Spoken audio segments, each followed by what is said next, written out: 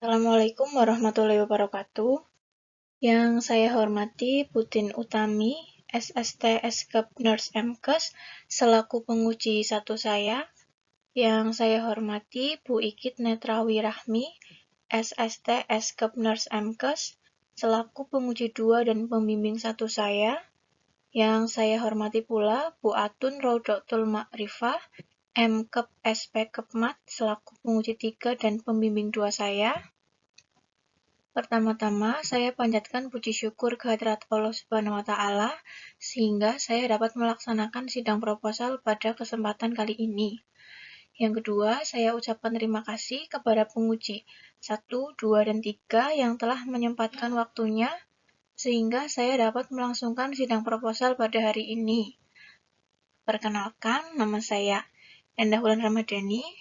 Di sini saya akan mempresentasikan hasil proposal karya tulis ilmiah saya yang berjudul Asuhan Keperawatan Pola Napas Tidak Efektif pada AIN X dengan asma bronkial di ruang X RSUD X. Yang pertama yaitu bab 1 latar belakang. WHO menyatakan penyandang asma di dunia diperkirakan mencapai 300 juta orang, dan diprediksi jumlah ini akan meningkat hingga 400 juta pada tahun 2025, mengingat asma adalah penyakit yang underdiagnosed.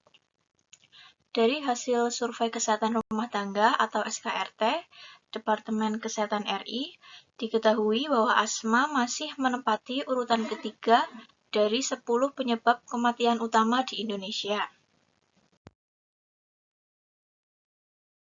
Derita asma di Jawa Tengah pada tahun 2018 berjumlah 91.161 kasus dengan kelompok usia kurang dari 1 tahun sebanyak 1.512 kasus, usia 1-4 tahun sebanyak 5.573 kasus, terbanyak yaitu pada kelompok usia 5-15 tahun sebanyak 14.736 kasus. Kota Cilacap menduduki peringkat ketiga penderita asma dengan jumlah kasus 4.547. Menurut data kesehatan RSUD Cilacap tahun 2019, penyakit asma menempati peringkat 10 besar dalam kategori penyakit rawat jalan dengan jumlah 972 kasus. Dampak buruk dari asma jika tidak segera ditangani meliputi penurunan kualitas hidup, produktivitas yang menurun, peningkatan biaya kesehatan, bahkan kematian. Upaya yang dilakukan pada anak untuk mengontrol kekambuhan penyakit asma yaitu jauhkan anak-anak dari agen yang dapat membuat asma kambuh seperti debu, bulu binatang, dan perubahan cuaca. Peran perawat sebagai tenaga kesehatan yang bertugas untuk memenuhi kebutuhan dasar klien secara holistik memiliki tanggung jawab untuk membantu pemenuhan kebutuhan oksigen pada penderita asma. Tindakan yang harus dilakukan seorang perawat sebelum memberikan asuhan keperawatan harus melakukan metode keperawatan berupa pengkajian, diagnosis keperawatan, intervensi, implementasi, dan evaluasi. Selanjutnya yaitu rumusan masalah. Bagaimana asuhan keperawatan pada ANX yang mengalami asma bronkial dengan masalah pola napas tidak efektif di ruang X RSUD X. Untuk tujuan umumnya, penyusunan laporan tugas akhir ini bertujuan untuk menerapkan asuhan keperawatan asma bronkial pada ANX dengan pola napas tidak efektif di ruang X RSUD X. Untuk tujuan khususnya yaitu mampu melakukan pengkajian asuhan keperawatan, merumuskan diagnosa keperawatan, menyusun intervensi, melakukan implementasi, melakukan evaluasi, dan juga mendokumentasikan hasil. Selanjutnya yaitu manfaat studi kasus yang pertama bagi peneliti. Hasil penelitian ini diharapkan dapat memberikan pengalaman bagi peneliti dalam mengaplikasikan hasil asuhan keperawatan pada anak dengan asma bronkial. Yang kedua, bagi tempat penelitian, Hasil penelitian ini diharapkan dapat memberikan informasi kepada rumah sakit selaku pemberi pelayanan kesehatan mengenai penyakit asma bronkial pada anak. Yang ketiga, bagi pengembangan ilmu dan teknologi keperawatan. Hasil penelitian ini diharapkan dapat memberikan masukan bagi perkembangan ilmu pengetahuan, khususnya disiplin ilmu keperawatan, mengenai asuhan keperawatan pada klien anak dengan asma bronkial. Untuk bab 2 yaitu konsep dasar asma. Definisi, asma adalah penyakit heterogen berupa gangguan inflamasi kronik saluran nafas. Penyakit ini didefinisikan dengan gejala berupa mengi, sesak nafas, dada terasa berat, dan batuk yang bervariasi, serta keterbatasan aliran udara yang bervariasi.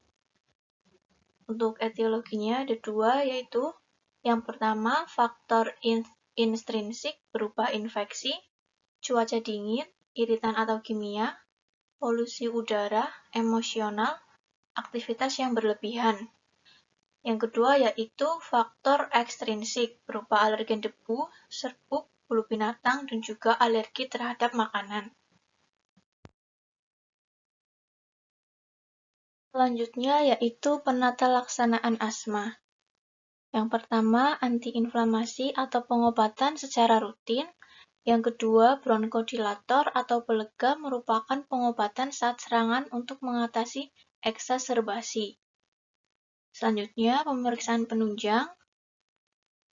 Yang pertama, fotoronsen, pemeriksaan fungsi paru, jumlah eosinofil, jumlah leukosit, pemeriksaan alergi, dan juga analisa gas darah. Komplikasi yang bisa terjadi pada penyakit asma yaitu pneumonia, atelektasis, gagal nafas, bronkitis, dan juga fraktur iga. Untuk pengobatan asma dibagi menjadi dua, yaitu farmakologi dan non-farmakologi. Untuk farmakologi dari golongan steroid inhalasi seperti fluticasone propionate dan budesonide, golongan antileukotrin seperti metilprednisolone, kortikosteroid sistemik seperti prednison, agonis beta-2 kerja lama seperti formoterol dan procaterol. Obat pelega ada dari golongan agonis beta-2 kerja singkat seperti salbutamol, terbutalin, fenoterol, golongan antikolinergik seperti ipratoprium bromid, golongan metilsantin seperti theophylline dan aminofilin. Untuk non-farmakologi mengajarkan teknik batuk efektif.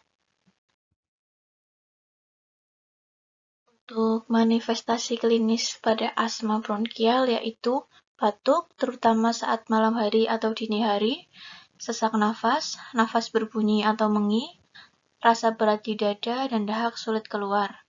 Klasifikasi asma ada dua, yaitu yang pertama asma bronkial. Penderita asma bronkial hipersensitif terhadap rangsangan dari luar yang menyebabkan alergi. Yang kedua yaitu asma kardial. Asma ini ditimbulkan akibat adanya kelainan jantung. Ini adalah pathway asma. Penyebab asma bisa dari infeksi, merokok atau asap rokok, alergen, dan juga genetik. Infeksi asap rokok alergen ini masuk ke dalam saluran pernafasan, terjadi iritasi mukosa saluran pernafasan yang menyebabkan reaksi inflamasi, lalu menyebabkan hipertrofi dan hiperplasia mukosa bronkus, terjadi metaplasia sel globet dan menyebabkan penyempitan saluran pernafasan. Dari penyempitan saluran pernafasan ini, pasien akan mengalami sesak nafas. Dari sesak nafas ini, saya akan mengambil diagnosa pola nafas tidak efektif. Selanjutnya yaitu konsep diagnosa keperawatan. Yang pertama pengkajian, perawat akan mengkaji identitas pasien, keluhan utama, riwayat kesehatan dahulu, riwayat kesehatan keluarga, dan akan dilakukan pemeriksaan penunjang dan pemeriksaan fisik head to toe. Untuk diagnosanya yaitu pola napas tidak efektif. Pengertiannya, inspirasi atau ekspirasi yang tidak memberikan ventilasi adekuat. Intervensinya yaitu manajemen jalan nafas. Pengertiannya, mengidentifikasi dan mengelola kepatenan jalan nafas.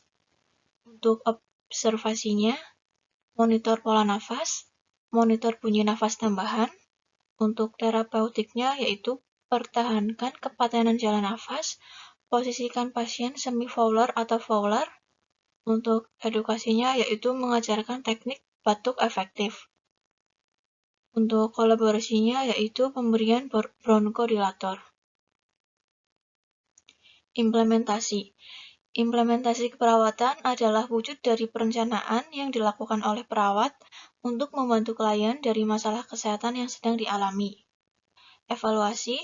Evaluasi adalah perbandingan sistematis dan terencana tentang kesehatan klien dengan tujuan yang telah ditetapkan dilakukan dengan cara bersambungan dengan melibatkan klien, keluarga, dan juga tenaga kesehatan.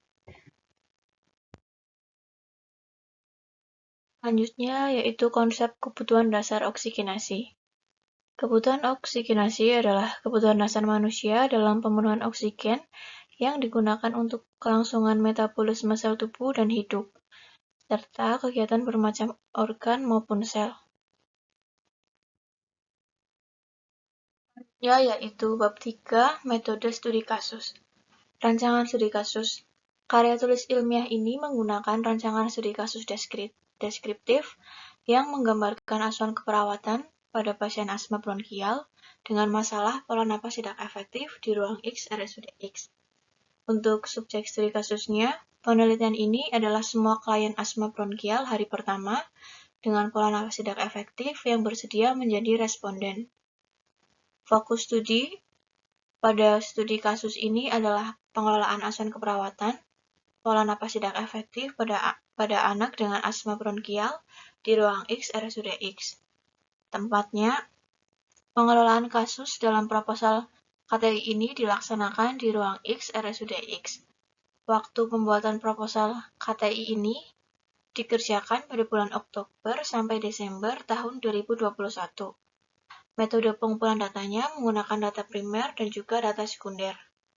Penyajian data, pengelolaan data dari hasil asuhan keperawatan yang dimulai dari pengkajian, lalu diagnosa keperawatan, menyusun intervensi keperawatan, implementasi keperawatan, evaluasi, serta pendokumentasian. Untuk etika studi kasusnya, informed consent, tanpa nama atau anonymity, kerahasiaan atau confidentiality. Sekian presentasi dari saya. Jika ada tutur kata atau pengucapan saya yang salah, saya mohon maaf. Terima kasih. Wassalamualaikum warahmatullahi wabarakatuh.